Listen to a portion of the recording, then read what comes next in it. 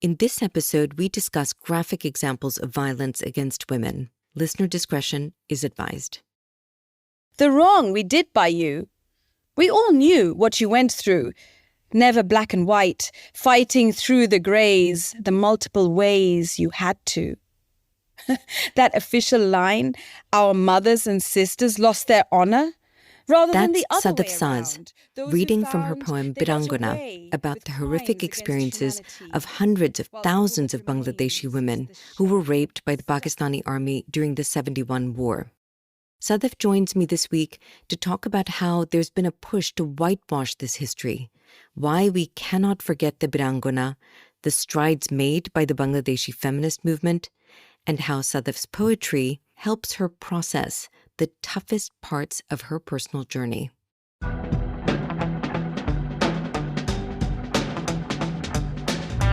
My name is Shana. Welcome to Her Kajal Won't Smudge.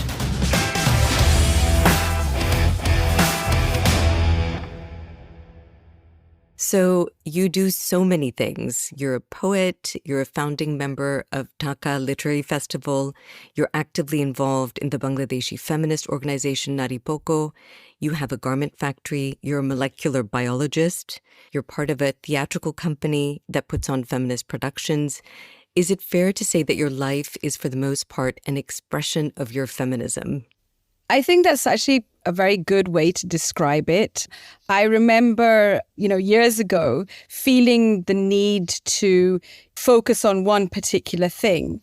And it never happened because what drew me into each one of these areas was, I think, my deep conviction of, wanting to kind of make an impact in each one of these areas. And that's what has driven me actually all my life.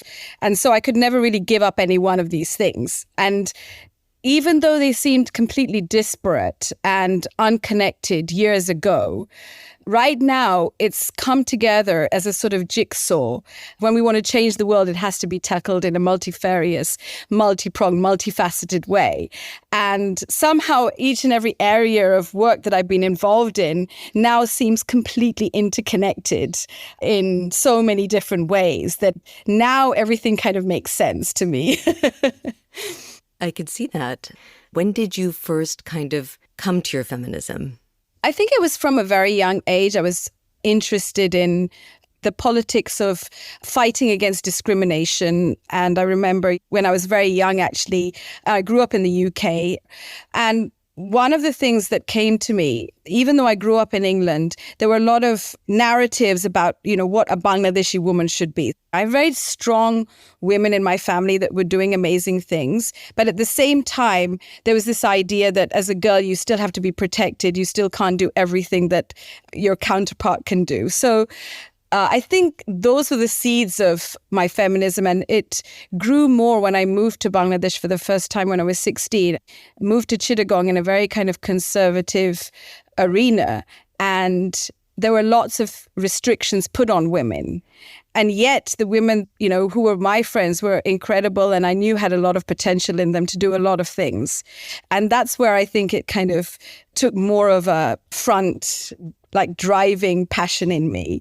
Even when I went to Cambridge, I was very adamant that I wanted to go to an all-women's college, which was Newnham, because I still felt even there were so many untold or unspoken areas of discrimination that had been ignored because, in the West then it was assumed that all of these things had been solved years ago.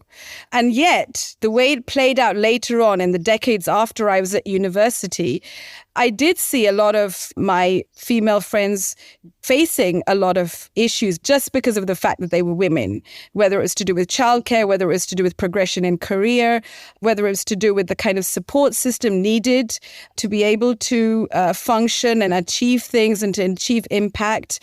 So I think that the seeds were from a very young age, but I think different stages of my life kind of brought clarity in different ways. I mean, it's so true. I feel like as somebody who's grown up as part of the diaspora, I see that all the time. I mean, in my mind, patriarchy is probably the most unifying force globally that affects women. It just happens to affect women a bit differently in South Asia, but it's absolutely here in the West as well. I mean, I think that's an extremely important point. When I first moved to Bangladesh, the idea of, what a Bangladeshi woman should be able to do, it was constantly, especially when I was much younger, that, oh, this is not in your culture. And, I think that the clear idea in my head then was exactly what you have just said, is that, we see patriarchy in different forms all over the world. And that's something that cuts across culture, and not to confuse what is my culture with the patriarchal stamp on our culture. So it was more of a question of, okay, what do I want to retain about culture? Culture being something which is, dynamic and ever evolving, and especially shaped by the kind of powerful forces that are within it. So if patriarchy is a huge part of my culture, then that's what I'm going to fight against. And I remember actually, people saying to me, oh, you've grown up in England, our women are not like you. But when I became involved with Naripokkho and we reached out to women all over Bangladesh, all 64 districts, some women had never even come to Dhaka. And I realized that there were so many similarities in the kind of way we viewed the world from women from totally different backgrounds to my background.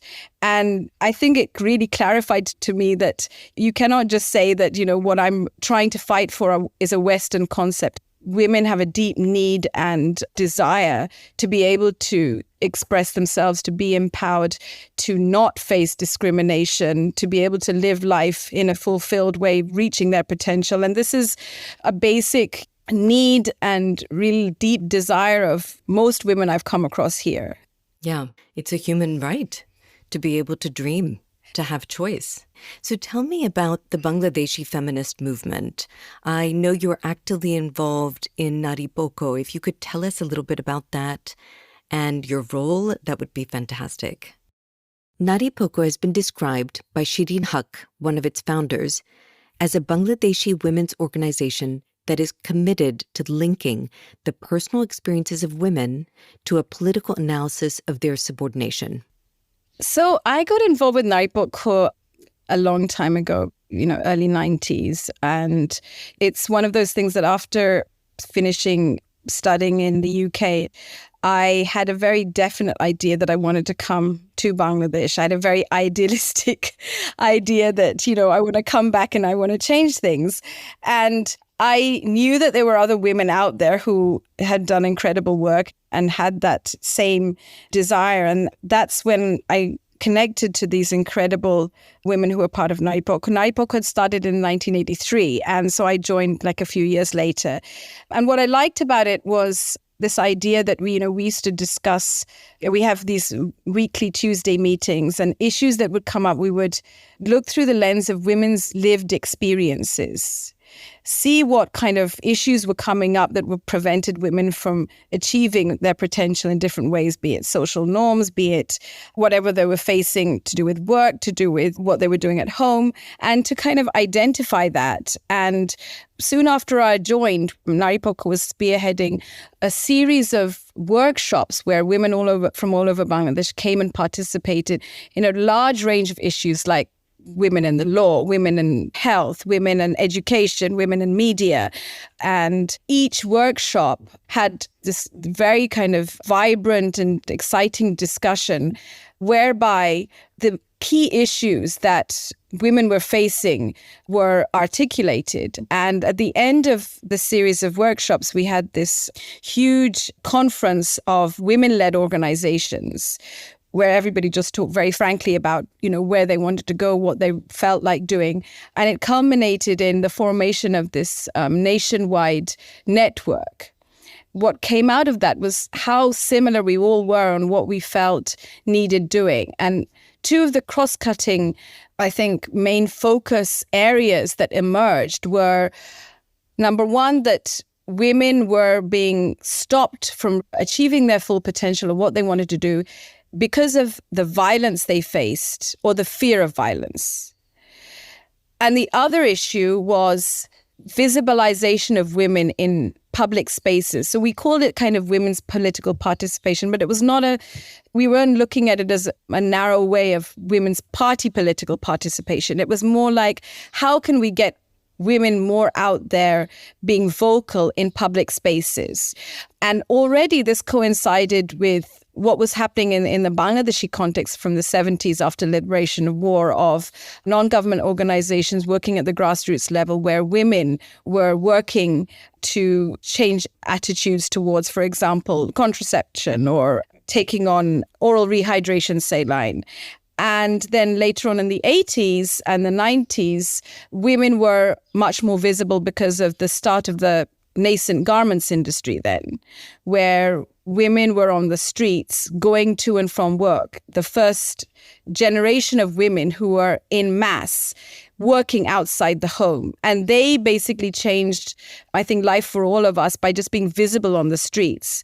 So I think the two main focuses of Naripokkho has been looking at our own lived realities and experiences, seeing where discrimination happens at, every single stage of our lives in a range of different areas, from our health, our bodies, our movement in the streets, our control and say in our own families and our decisions about our own lives, to how that is then impacted at the society and community level, and then, through policy, through legal reform and all of that. So it's kind of coming from that base that we kind of are looking at how we stand up for and try and articulate what's going on.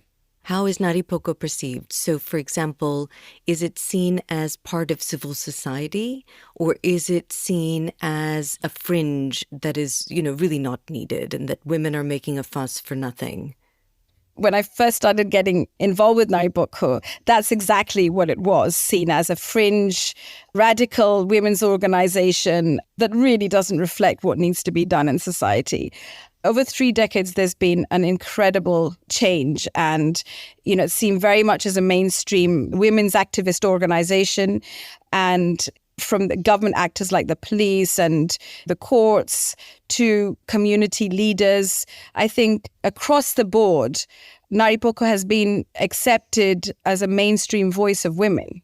And I read that there is a growing right-leaning Islamicization happening in Bangladesh. Is that accurate? I was curious about whether that reflects something that you've seen. Bangladesh, of course, is majority Muslim, and the Muslims have a deep faith. When I was traveling around the villages and going around all of Bangladesh years ago, there were Muslims with deep faith, practicing Muslims, praying 5 times a day.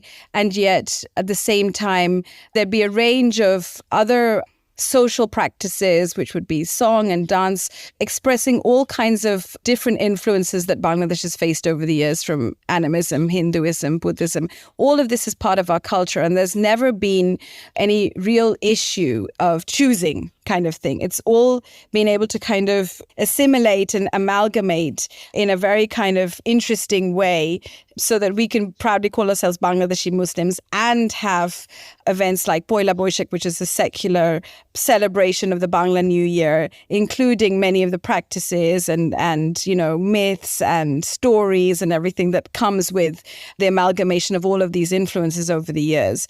Having said that, yes, there has been a definite, influence of a more Wahhabi type of Islam that has come in from, UK, USA, as well as the fact that there are a lot of migrant workers. They're also bringing that kind of influence from the Middle East as well. So in a way, it is a bit of a battle for heart and minds, I think. I see Bangladesh as a sort of bohemian backwater where no rigid rules or rigid systems have really taken root. And we've been able to imbibe these influences and come up with our own kind of brand of what we know to be a kind of Bangladeshi Muslim. And I think it's worked, because I think that the kind of social change that has undergone in the last 3 decades, which has defied development practitioners, has included with it this kind of a strain of, for want of a better word, liberal, progressive way of thinking within men and women. So, for example, in the garments factory, you will have women coming in a hijab to the factory. That'll be like their overcoat, right? And then they hang it up, and then they're working in a factory with 3,000 people, men and women working together. And there's no paradox in this. So what used to be their kind of home now is this their place of work, and they see it as that. And this kind of evolving from like a job where I've absolutely like I need enough to just feed myself has evolved now into a place of work where I'm looking at it in a professional way. I know I can demand my rights. I expect to be given food in a certain way. I expect to be having protection when I'm working. I expect to have the right to be able to work in a safe environment. So it's a feeling that I'm comfortable with my peers here, my colleagues. So I don't have to wear the hijab in front of men who I'm working with intensely because it's, export, it's time driven, it's quality driven. And that adjustment has happened. So that's a good segue into your garment manufacturing business. So tell me a little bit about that. I got involved way back when, because even though I had studied something totally different, I thought I was going to be a scientist and a writer. And yet I felt here that the really dynamic area in front of me was seeing, thousands of women going to work in these factories. And yet there were very, very few women in management. And it just seemed to me it was too good an opportunity to miss to sort of see what could be done. And rather than being from the outside to see if I could be there in the inside, with all the reality of, it being a very tough place in terms of, even getting orders from abroad and to convince international companies that, we could produce for them. So all of the kind of practicalities of how to run a business that is sustainable, along with, how can I also make changes within. And what kind of changes have you been able to make? I think that, one of the things that was very important to me 3 decades ago when quote unquote compliance in factories wasn't the issue that it is now, was having a functional daycare system to give that support to women. We started that, many, many years ago, and we've had a continuous daycare for the last 35 plus years, and always had trained caregivers there where they've been talking to the mothers about, nutrition and how to kind of interact with their children, as well as being able to have a place where women could feed their babies. Of course, giving maternity leave as per the law, and then supporting women when they came back to work. I remember in the early days, one of our workers got married to a young chap she'd met down the road who was working as a mechanic in a nearby workshop. And he had this idea that, she should give up working because he could afford to pay for her livelihood as well. So she had a deal with him that, look, my factory has a daycare center. Let me keep my daughter there. And any money I make from my salary, I will buy a piece of land for her. And so she did. She kept her daughter there. And then got a piece of land in her name. So I think that just actually being able to kind of guarantee the basics and having that kind of support system, I think all over the world, there's still things that women are fighting for. Absolutely. I was going to say that, I've always thought that we have bus systems and we've got tubes and we've got all these things because people have to find a way to get to work. But for women, childcare should be an infrastructural need just like that. I mean, it's so fundamental. So it's amazing to hear that you're doing that in Bangladesh, and you've been doing it for quite a long time. Yes, and I think that the other thing that has struck me over the years is that, for example, we have an anti-sexual harassment committee and various avenues that women can complain if they feel that they're harassed. So there's a suggestion box in the loos, so they don't feel shy to kind of complain about somebody. We have a welfare officer that keeps in close contact and sort of flags any kind of potential issues that might arise. For example, in the workplace itself, there have been really positive efforts being made, not just in our factory, but many other factories, to reduce verbal and, of course, physical, but also verbal abuse. And in fact, apart from my own factory, we've been doing work with Naripokkho and other organizations in other factories as well. And one of the initiatives that we've been involved in is actually recognizing the violence that women or the harassment that women face on the way to work and the way home or in their communities. So one effort that we are very interested in doing is working with, for example, the transport workers associations to try and work with them to make buses more safe, or try to kind of challenge this idea of bystanders not doing anything if they, to call it out when it happens, if people are being harassed, or even in the communities, where landlords, speak respectfully to the women who are, working there. They basically have like sort of small little village type places where they have like many rooms where different women come from different areas and rent rooms. So it's men, women, families, all living together in close proximity, where they might have to share a kitchen, they might have to share bathrooms, how to kind of tackle any violence they face there or any harassment they face there as well. But I think the other really amazing thing over the years is the garments industry not only has made them visible on the streets and therefore made the streets safer for all of us, because when I first came to Dhaka, for example, you'd hardly see any women out on the streets, and certainly not alone. But the garments workers changed that and made it much safer for all of us, day or night, to be out on the streets. And the other thing is that, we're always talking about women's empowerment, but the fact that they've been able to earn a salary and have respect, I guess, within their greater family of being able to contribute monetarily and to be able to have the confidence because they're out of the home. So this has been able to give them a kind of empowerment in terms of their inputs being given value in their greater families. And then leading on from that, this idea of not just seeing a job as something that is just going to give them enough food to eat. Their aspirations and their dreams have widened. So it's much more now about work-life balance for them. It's much more about, okay, I earn this amount of money, so some of that I'm going to put into my children's education. Some of that I'm going to put away for healthcare. Some of that I'm going to be able to give to my parents.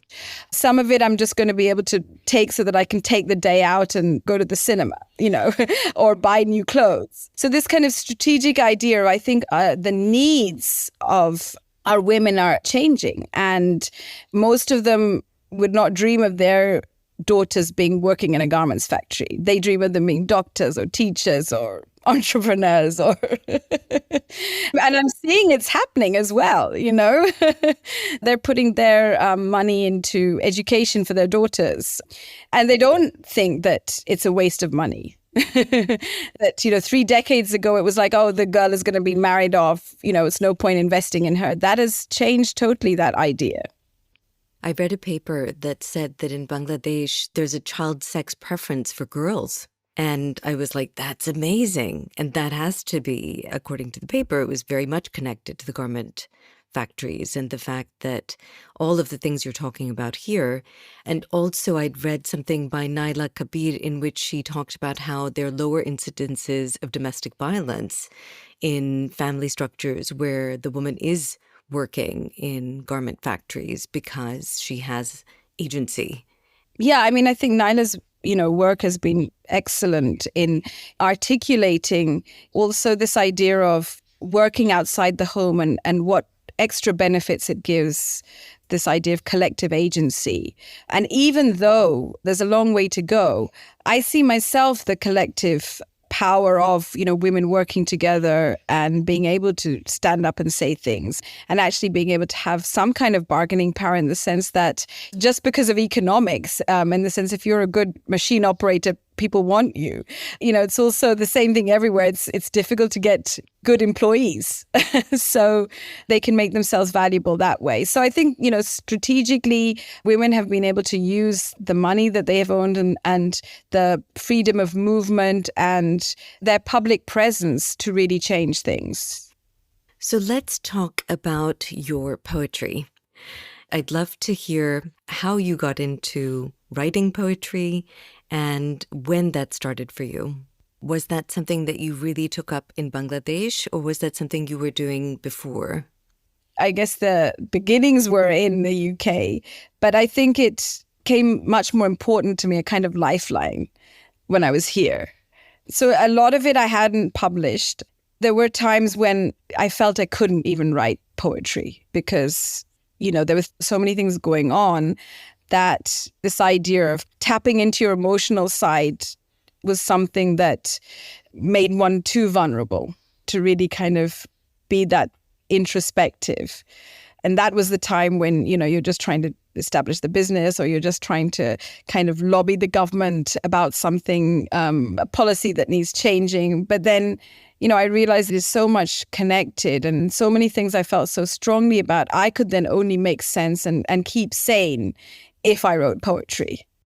Sadaf's book of poetry, Sari Reams, contains more than one poem about the Birangonas, or heroic ones, the name given to hundreds of thousands of Bangladeshi women who were raped at the hands of the Pakistani army during the 71 war. Tell me about your poem, Birangona.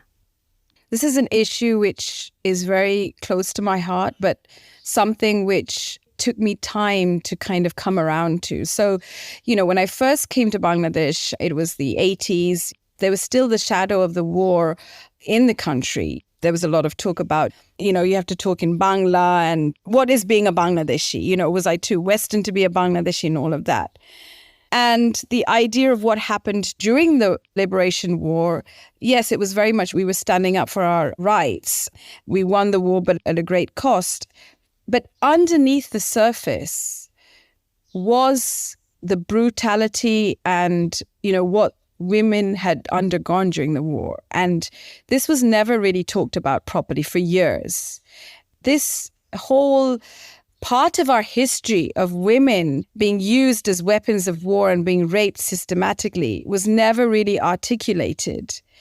And the way it was brought up was always very problematic in that practically everything that was said about 1971 that I heard was like, and the loss of honor of our mothers and sisters. That was the sacrifice that our men fought and our women lost their honor. So the information about this, even for somebody who is very, very involved with women's rights and violence against women, that kind of information was, available, but in various forms, and was sort of talked about at a national discourse, but all through that lens. Now, re-looking at the war through the lens of these women, going back to find some of these women, find out what happened. I mean, I'd been here for years. I didn't even realize that there were concentration camps where women were kept for months and raped every single day. They were rounded up from villages, taken there. Of course, that was the crux of the whole deliberate using women so that, the shame was brought on their communities. The shame was felt by their husbands. The seed of, Pakistani men were implanted into them. All of this was happening. And yet, where were these women? Why didn't we find them? Why weren't we getting their testimony? And that's when I was digging up things that gave information on, where I could talk to these women, where I could meet them. And Naripokkho reached out and we went to meet some of the women that had survived and, started taking their testimonies. So you've recorded their testimonies. So Naripokkho's taken an initiative to record their testimonies, which is still ongoing, but also in practical terms, just standing by them. And since 2011, Naripokkho's tried to raise money to actually just pay some basic stipend to women that we know that are just in dire need, because at this age, they just don't have anybody that they can turn to just support them. So I read that initially the government of Bangladesh gave the victims of rape this title, Birangona, as a way to recognize what they'd endured and to stand with them. But then I've read that they've been forgotten after that. So what happened? What changed? So, to give the government credit, this very problematic thing about seeing women as participants and women as victims, right? So to acknowledge what these women had gone through, the title Birangona was given to them, like literally a few days after the war ended. And it backfired because basically the stigma of rape is very deeply inbuilt in our society. That ostracization and that linking of the word Birangona to something which is pejorative and which is negative is what kind of then led people not wanting to call themselves Birangona, because that's what it basically meant. Somebody who has the shame of being raped, of the shame of having undergone violence, because it goes back to the national narrative of, the loss of honor of our mothers and daughters. Our honor lives in our vagina. Right. And at that time, there were these rehabilitation centers that the government did where, quote unquote, rehabilitation, where women could go have an abortion, be counseled and all of that. And then in 1974, all of the records were burned because of this idea that we don't want to keep the records of these women because it's shameful if their names come up. It was done with the idea to protect them. But what it did was it got rid of the evidence that this crime had taken place. What a patriarchal thing to do, right? To assume for the women what was right and good for them. Another couple of things that strike you is, this idea of Birangona being a label that these women don't want anymore because it has a negative connotation instead of the positive connotation that it was supposed to have. And then, the complete lack of any kind of humanity where, their children were not regarded as their children. So there was no support of, these are our babies too. But it's not just, quote unquote, just, what the Birangona went through. This idea of calling a woman a freedom fighter, giving her some kind of recognition of what women have gone through. There were a lot of women who, let's say a village gave up one of the beautiful young women just so that their village could be protected to the officers, for example. Or women who themselves would negotiate and get into relationships so that they could protect their families, so that they could protect their villages. There are all kinds of negotiations that women do all the time. We know one person who's very close to us who is a freedom fighter. And now she doesn't even want to call herself a freedom fighter because now the connotation is that a lot of the Birangonas are now wanting to be called freedom fighters. So if you call yourself a freedom fighter, then you're obviously a Birangona. It's a very complex issue here. It keeps going back to the shame. Exactly. It keeps going back to the shame, therefore protection. And it shouldn't be this idea of protection. It shouldn't be this idea that we're victims or we need to be protected. We have to change the narrative of how we relate to women and the war, how we relate to them in society. It's not black and white. It pulls that thread, and that arc connects us to exactly where we are here today. It hasn't changed. Exactly. That shame because of rape is still there because we haven't been able to talk about sexuality. We haven't been able to talk about decisions of our own bodies. And that's what we're seeing playing out now, that, young men and women are not given proper information about when can I say no, when can I say yes, what should I do, what is my right over my own body. Those messages have still not been able to be discussed properly because sexuality is not discussed properly. And, also throughout the years, some women went back and could get back into their communities if nobody knew about it. Or some people, if their families accepted them back and were accepting of them still, and some didn't accept them back. I think it's really shocking. Some women were not even given the proper, decent Muslim burial even years later because they were affected by that stigma. Some men killed their own wives or their families killed the women at that time because it was bringing dishonor on the family. Some children, when they found out what their mothers had gone through, disowned their mothers. So all of this happened, and society in general ostracized them. So yes, we want to acknowledge the fact that these war crimes did take place and they were used as weapons of war. But the way that we treated our own women is just shameful. So much so that, when the government finally recognized them, the government has only been able to put on board proper verifiable Birangonas. I think there's about 475 of them, which is ridiculous because estimates are that there were sort of 200 to 400,000 women who'd undergone this. Wow, because the records had been burnt. because the records have been burned, because, women never felt that they could come forward with this. I mean, just the amount of babies that were thought to have been born, 40,000, 50,000, 80,000 babies.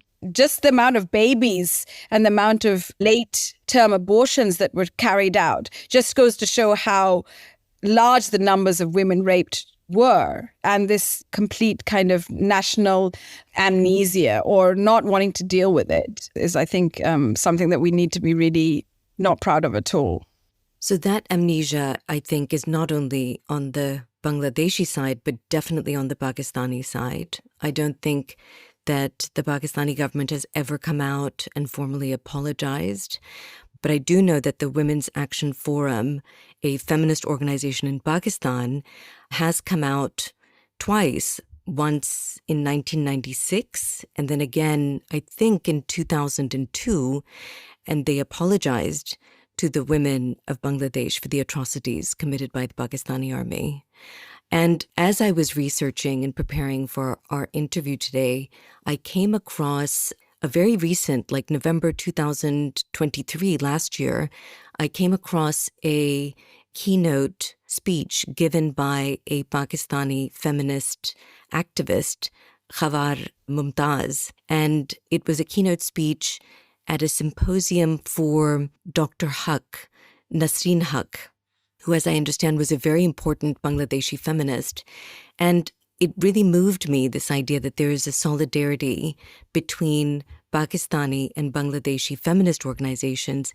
And it seems to be a friendship, not just that they've, asked a Pakistani activist to come and give a formal talk. I could see that there was camaraderie there. And I have to say that I hope that what we're doing here today is some of that. We're building on the work of visionary women who've come before us. So I want to thank you, Sadaf, for living your feminism as you do. I think what you're doing is, so important. Thank you so much for having me and giving me the platform to talk about these issues, which is so close to my heart. And also I can see very close to your heart as well. These connections and the beginning of friendships like this are what are going to make all of the difference in the future.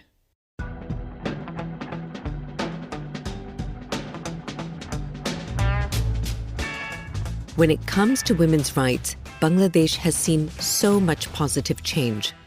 At the same time, there is still a deep patriarchal concept of women's chastity and honor being tied together. And the plight of the Birangona continues to remind us of this. And Sadaf, she's right in the middle of all of this.